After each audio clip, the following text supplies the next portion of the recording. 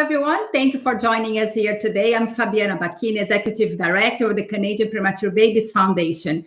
CPBF is a charitable organization, and our mission is to support and educate Canadian families of premature babies. This Facebook Live series is one of the many initiatives we have to bring information for NICU families and healthcare professionals. Here, every Friday, we talk with experts, researchers, and parents who share with us their experiences and knowledge. Also, on our website, canadianpremies.org, parents will find all kinds of resources and support. For example, we just launched a new video series called Welcome to the NICU to help parents understand the world of the NICU and what they can do for their preemie babies while they are in hospital. And right now, in the face of the fears and anxiety brought by this pandemic, we put together the COVID Care program, offering therapy sessions for families currently in the NICU up to 1 year post-discharge. To apply for the COVID Care program and watch our videos, visit the resource section in our website. And right now, we're going to talk about the biggest challenge we faced these years and how we were able to respond and what we learned and how we grew along the way. Joining me here live, I have Ann Douglas, who sparks conversations that matter about parenting and mental health. She's the weekend parenting columnist for CBC Radio and best-selling parenting book author. Ann is the creator of the Mother of All Books series and the author of, most recently, Happy Parents, Happy Kids, and Parenting Through the Storm. A passionate and inspiring speaker and delivers keynote addresses and leads small group workshops at health, parenting, and education conferences across the country. And what an honor to have you here today. Thank you so much for taking the time to talk to our families here today. Oh, it is my pleasure. I always will jump at any opportunity to talk with you, Fabi. Oh, thank you. And what a year it's been. 2020 has challenged us in many different ways in all aspects of our lives and our families. Let's talk about your biggest challenges this year. Yes, it has been quite the year for sure. And I was thinking about this because, I feel like if I looked back in time and it was like New Year's Eve of last year, we had no idea what the year had in store for us, right? And I think like 2019 me would be astounded at where we're at and like what I've learned along the way. So what have I figured out this year so far? Well, the biggest challenge I think has been coping with the ongoing uncertainty. I really like to know what lies ahead and what the world is going to look like. And none of us know right now, right? So that has been really hard. The worry. I think when we've talked in the past, I've told you I'm somebody who struggles with anxiety at the best of times. And this has not exactly been the best of times. So I've had to work really hard to put the brakes on some of that worry, to remind myself that, there are things I can do to try to minimize the risk to myself and my family, and to, reach out and offer support to other family members. So I think, just putting the brakes on some of that and acknowledging the worry, but not allowing the worry to be the only thing I'm feeling. Coping with the isolation. I mean, I can count on one hand, like the number of people I've actually spent time with this year. We've been protecting some vulnerable family members, so we've really kept our circle of people small consistently all year. And so that has posed a lot more challenges than I would have thought. I mean, yes, I'm an introvert, but there's a difference between being an introvert and, being sort of like a hermit in the woods, which is how I feel some days. So that has been really hard. And I think also the sense of overwhelm, like especially, in the early parts of last month when the news cycle was relentless, right? And it just seemed like every day there were 10,000 more things to think about and worry about. So just managing that sense of overwhelm. And I think on the professional front, that's just sort of like what I was living with in the background, right? Then trying to figure out a whole bunch of different skills. And I mean, look at you rocking the online video world, I must say. Very impressive. You've got that down to an art. And yet, that's a new skill for you. It's a new skill for all of us figuring this stuff out. And I remember the first time I had to do like a live event, or when I started making videos earlier in the year, it was terrifying. Now I don't think about it as much. Part of it is I've come to terms with like the volume of my hair and its multicolored pandemic-ness.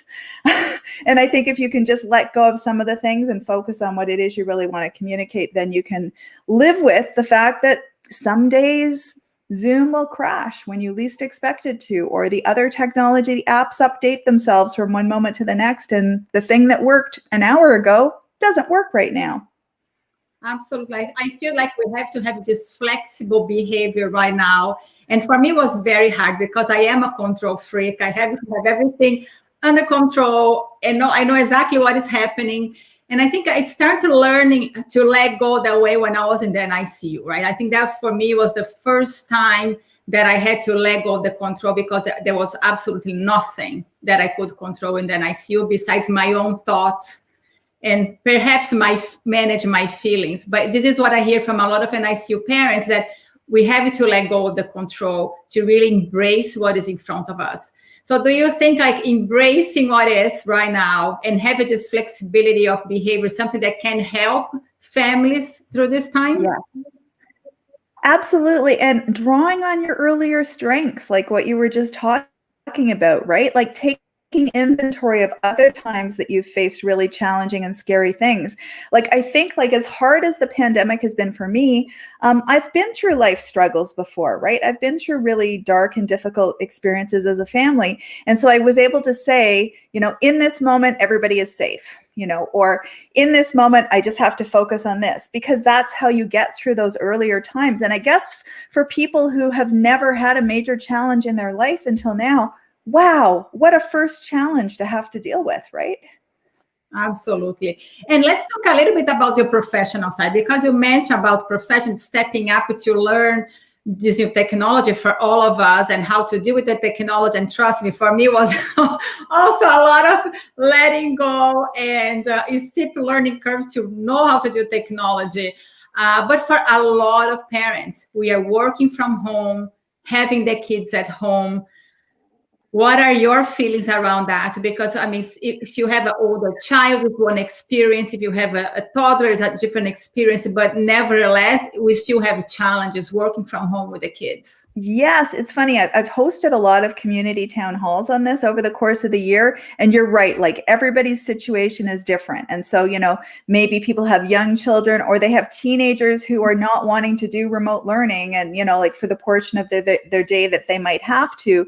And, there's some parents who are working from home and trying to do all the things at once. And then there are other families who have to be out in the community working. And so they have like worries about disease exposure and just like the added work of being in the world nowadays. It's not as simple as it used to be, right? So I think that there's all that stuff. And I think that the people who are finding this the most manageable right now are the people who are managing their expectations and other people's expectations of them. Because I love it when people are feisty, right? I love it when people speak up and advocate for themselves. So there have been times in some of these, corporate town halls where somebody said, yeah, I love the policy on paper, but what does it mean when my manager keeps scheduling Zoom calls at the exact same time that I have to be doing something with my kids? And just really saying to people, parents are doing the best they can right now. And I think there has to be some flex around that. You can't just assume that everybody on your team can be available at 3:30 in the afternoon, because they could be dealing with any number of different things. And to be kind and compassionate, and not just think that time in front of a screen is the measure of somebody's productivity and contribution, because who cares if it's at, like 4:30 in the morning. There are some people who like completely shifted their day. What if that's when they're at their most brilliant? It's just not at the same time as somebody else's most brilliant, right? Absolutely. A lot of days I woke up at 6 in the morning to do work from 6 to 7:30, because then the house was quiet, the kids were still sleeping, and I got more done in an hour and a half than sometimes I do in a whole afternoon. Absolutely. Yeah. And I have a question in terms of expectations, because a lot of parents are still very concerned about the kids' grades and how well they're doing at school in terms of academics achievements. Is this something that we should also shift our focus a little bit? Because I feel now I really have to manage my son's well-being, not spend so much time on games and screening, but at the same time, okay, he cannot have his friends over. So how do we manage academics, screen time, outdoors activity with friends? And I feel that we are being pulled in so many ways, and we still want our kids to excel academically. Right. I think we have to ease a bit of that pressure on ourselves and them, because this isn't a normal school year, and the last half of the previous school year was not a normal school year either. So I think that just focusing on what is going to be the most important thing to carry kids through into the future from this moment. And I think that's the emotional safety piece, the fact that they feel like the adults in their world kept them safe, took good care of them, and so on. Because if you don't have that, you have nothing. People can't learn when they're worried and anxious all the time. Your brain will not let you absorb new information. So I think focusing on that, and also recognizing, like, a year or two from now, like when, maybe you're let's say you have a kid in high school, upper years of high school, when they apply to university, the admissions people will take into account that, this is part of that cohort of kids whose learning was disrupted. And so, maybe there'll be more mental health supports on campus for that cohort. Maybe they'll say, you know what? I think a lot of those kids maybe didn't get grade 12 or grade 11 science down as much as, we wish they could have. So maybe we'll, build out the knowledge in that way. But I just think that we could just go on with our lives with normal standards for ourselves and our kids, that's just putting way more pressure on ourselves than is necessary or productive right now, right? Absolutely. So let's talk a little bit about this book, because I really, really love this book. And there is something in this book that it really, I think, applies for this moment. You wrote this book pre-COVID time. I know. I didn't even know there'd be such a thing as a pandemic, And how great it is. It's a perfect book for this time, I feel, because you really talk about how we parents get affected by what is happening in the outside world, beyond our homes and our work, and what is happening also in the world. And this time, more than ever, is a collective time of stress and anxiety and fear of the virus itself, but also fear of the unknown, fear of the financial situation, fear of losing a job, whatever that fear is.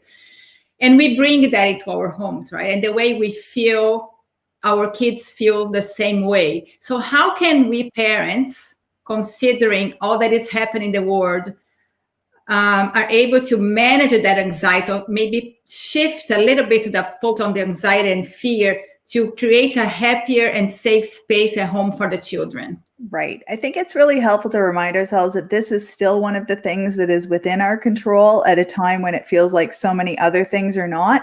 And nobody's saying that you should just close the blinds and pretend that everything is perfect in the world. You can still be real about the challenges while also helping to manage some of that anxiety in yourself, just recognizing that it does get passed back and forth between family members.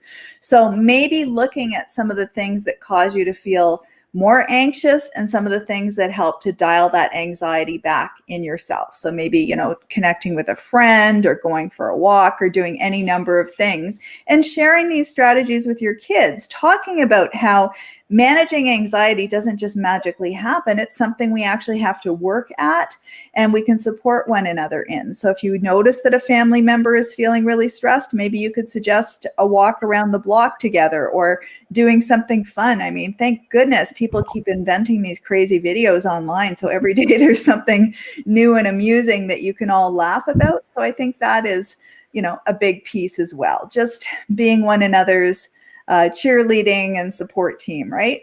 Absolutely. So let's talk about strategies, because you said you had a lot of strategies to get through this year, to cope with all the challenges that you faced. So let's share with us some of the strategies that really worked for you, because perhaps somebody listening to us today could benefit from your strategies. Sure.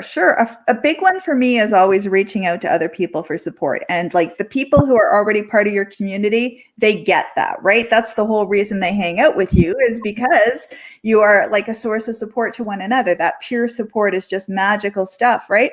So for me, I look to where can I tap into some of that support and how can I give some of that support, because both pieces are good for my mental health, right? Like having I remembered I turned off my notifications before the call because my one sister, well, I have 3 sisters, and the sisters literally go into like these text message rapid fire conversations. And sometimes it's like ding, ding, ding, ding. So so that's part of my support network, is just connecting with all those far-flung family members.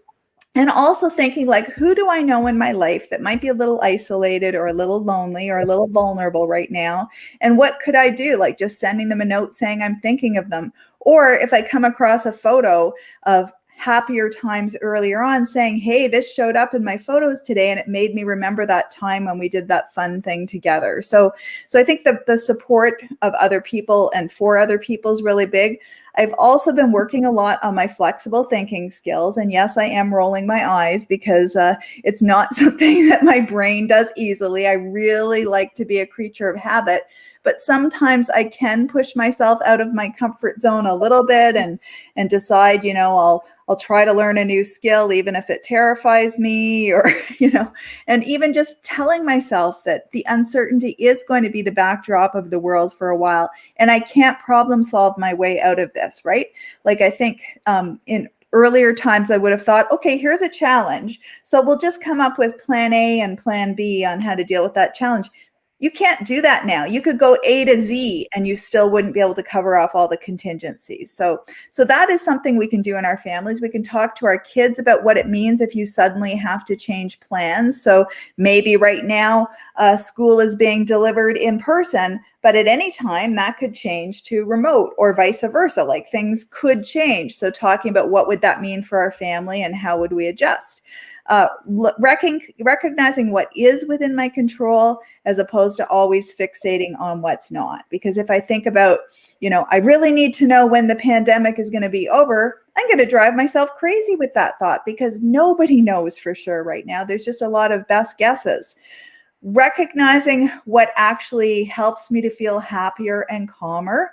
So I've noticed if I learn new ideas, if I lose myself in a book, and ideally a paperback kind of book that doesn't have beeping notifications in the background, that's when I'm likely to feel my happiest and my calmest. And then recognizing what makes me feel more anxious and more stressed. And so for me, there are days when like I'm a news junkie, right? I read tons and tons of news. And there's some days I'll be like 4 or 5 stories in and I'll think, nope, you have had your quota. All you're doing is making yourself really upset, or you're reading the wrong kinds of stories about, heartbreaking situations involving children. Just back away from the news story because some days I just can't handle that. My heart can't take that, right? So knowing how to limit some of that, I think really prioritizing self-compassion, which is something I'm sure people always go, oh no, she's on the self-compassion thing again. But really, it's been life-changing for me to learn to treat myself with kindness. Self-compassion just means treating yourself with at least as much kindness as you would extend to a friend who's struggling. So, sometimes I look at my to-do list and I think like, oh, I should have got through all this stuff today. But I couldn't. Like there were other things to deal with in the background, or I woke up tired. Some days I wake up tired and I'll just say to myself, you know what? It won't be the end of the world if I'm a day late responding to a few emails. People get it right now. I mean, I find for the most routine matters, I often have to follow up with people like 7 times. So I know it's not just me. It's a whole bunch of us carrying too big of a cognitive load and doing the best that we can. And I think the final strategy is to find ways to hold on to hope and to continue to find meaning in your life. Like I'd say 80% of the time I'm fiercely optimistic and I'm excited about when we come out the other side of the pandemic, how we can build a more just and equitable society. And I'm just like, I'm ready to start marching in the streets today. And then the other 20% of the time I get deeply disappointed by humanity and I just want to curl into a ball and cry.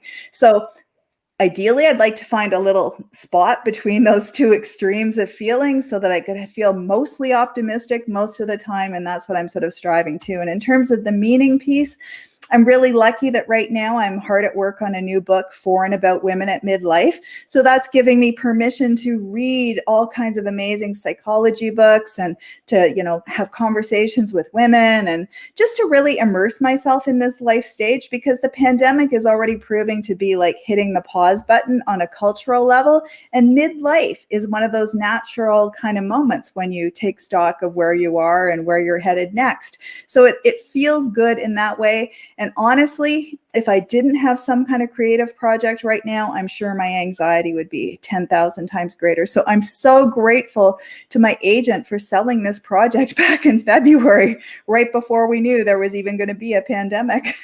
Absolutely. I think trying to engage in something that interests you and drives your passion and you feel that purpose inside you really helped. For me, in the very early days when the pandemic was declared, I was actually in Brazil visiting my family. I was March break, and I would start watching the news, and it looks very, very gloomy. I said, "Oh my God, what's going to happen? I have a child who is, has lungs issues. How it's going to affect my child? What I'm going to do? How I'm going to fly back to Canada?" My minds are going all over the place, and I had to really sit down and say, what can I do right now? Because I knew there was a lot of parents in the ICU suffering deeply right away because they were locked outside the units. Only one parent could go at a time. And say, okay, I run an organization for families. How can I help the families? So I think it gave me a purpose to continue my work with so much passion. So it kept me going through the pandemic. And like you, some days are very, very hard. Some days are full of joy because you contributed to something, and some days I had to manage the house and I have to manage my son's care. He has special needs, so it is a lot to juggle at the same time. But I think my question to you is, when you talk about parents' mental health, trying to juggle all these things in front of us, and some days you have very good days, some days are not as great, some days are very gloomy, and you're fearful again. How can we manage that, but in a way that you recognize if you need help, you go for help? And when do you know that it's okay, this is just a day, that is a bad day? Yeah. So, because I feel now, yesterday there was a study that was published from a researcher in Vancouver, and she said that we are in a mental health crisis right now. Yeah. So how can we recognize the ups and downs that are part of being in the pandemic and with lockdowns, or when you actually go for help? Right. I think I always think of this on sort of two levels. Like, first of all, you're trying to notice within yourself how you're feeling, and then you're also maybe comparing notes with other people who really know you well. Because there have been times when I've had a really bad depression where I didn't notice I wasn't quite myself until I was way deep into the pit of despair, whereas other people could see the signs of me sinking a little sooner. So I think, having the kind of relationships in your life where other people will actually say and care, like, how are you really doing? And then looking at not just functioning, but how, like, whether you're able to still enjoy life. So, it is important to still be able to, to get out of bed and get groceries and, do your job or pay your bills and those kind of things. But if you just feel like you're like a zombie wandering through life and your life is now devoid of joy, you might be getting all the things done, but that's a pretty hard way to live over the long term. So I think that if I was feeling like every day was hard, it wasn't just the odd bad day, I would definitely be reaching out for some additional support from, everybody from a friend who you could talk through some of this stuff to your family doctor, or somebody you have an ongoing therapeutic relationship with. Absolutely. And to all the families who are watching us here today, there is help along the way. Talk to your doctor or talk to a friend who knows someone who you could be referred to. You're not alone. And we also have a very large peer support group here on Facebook for NICU families. If that's a place you want to relate to other NICU families, I think that's very important for families to connect with others who have been through the same journey.